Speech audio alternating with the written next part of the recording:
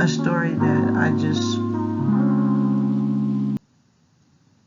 couldn't just sleep on, just not mention it. The reason why I'm saying this is because the only thing I can say about this is you really got to watch how you treat people. And I would say this story is definitely one of them stories because what I found out today, well, now it's a new day, but what I found out within the last 24 hours was really shocking to me. So, this is not to dishonor anybody or anything like that, and not all pastors are bad. There are good men and women out there who serve the Lord and do so diligently and know how to treat people.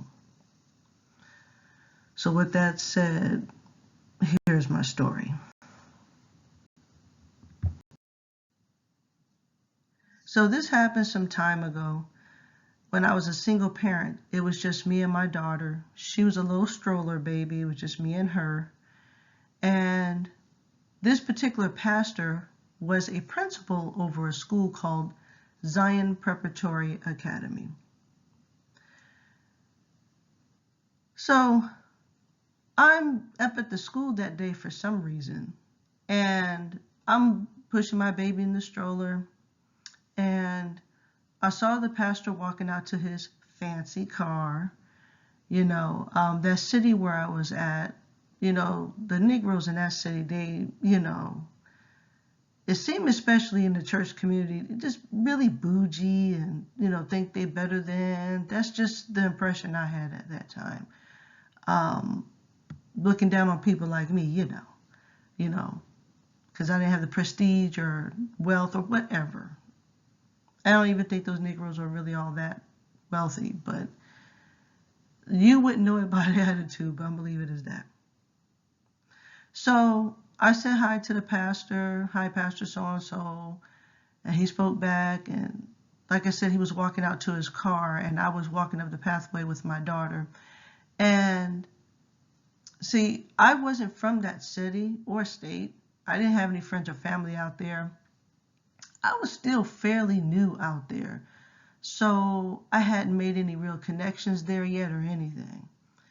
And so when I talked to the pastor, I said to him, hey, the 4th of July is coming up. And I told him I didn't have nowhere to spend the holiday. I would like to, do something. I was letting him know that, hey, it was just me and my daughter, and I didn't have anywhere to go for the holiday. And what this pastor said next just really surprised me. And even thinking back on it, it's just shocking for a pastor to say something like this or act this way. So his response to me saying that was, oh, for a barbecue, all you need is some fingers and some lips. And I think he did a motion like he was licking his lips, like of some good barbecue. And he thought it was funny. But I got the message. So there it was. I had his answer. And if I can remember correctly, I kind of remember it hurting my feelings.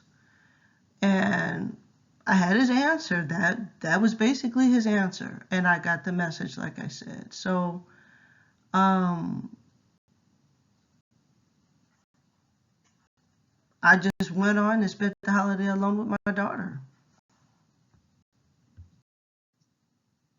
So fast forward some years later, which was now yesterday, I happened to be on my computer just doing my normal stuff on the computer like I do every day pretty much. And it was like something just, I think it was the Lord, just dropped it in my spirit to look this pastor up. Now, I no longer live in that city, but for some reason, something told me to look him up. He just came to my mind. So I was like, okay. I looked him up, and lo and behold, this pastor had passed away. And I was like, wow, So at first I was kind of indifferent because, I just didn't like the way he treated me. Like I said, the Negroes out there really bougie. Um, so I just, but then there's a part of me that felt a little bad, like, wow, I did kind of like him. He was kind of a funny guy when he wanted to be, or at times, whatever. So it was kind of a mixed reaction. So they wrote this beautiful article on this pastor, and I saw all the great things he did in the community and stuff like that, right? And I was like, okay.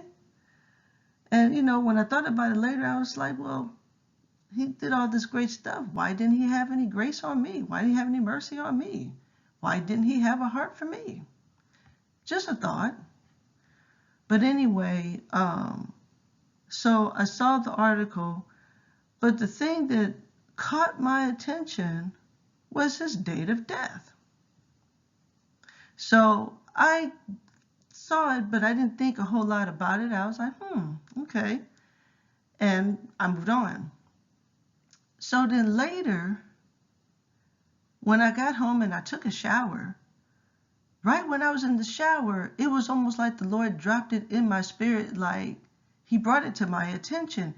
And when I tell you, I was so stunned, I was like, oh my goodness. Let me tell you something. What came to me, it just really surprised me. And I was like, wow.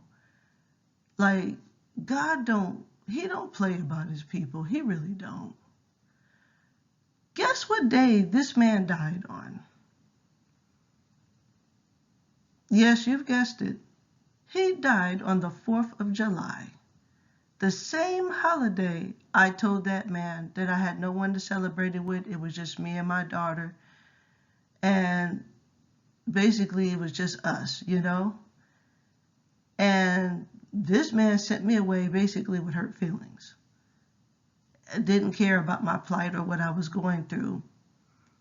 And I feel like even if I didn't join him and his family, this man, he's a pillar of his community. He could have connected me with other single sisters.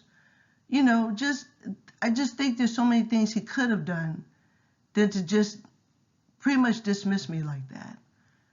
But I was like, oh my goodness, this man died on the 4th of July. And I think the thought I had when I first saw that date was, or it might have been later, but man, did he even get to enjoy the holiday? Was it on the morning of the 4th of July? Just, thoughts. So anyway, that's my story. And just got to be mindful how we treat people. Because you know what that told me? It told me that he may have forgotten, but God didn't.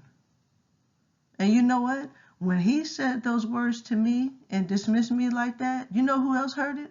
God heard it. The Lord heard it. So, again, it really surprised me, and that's my story. Have a great day.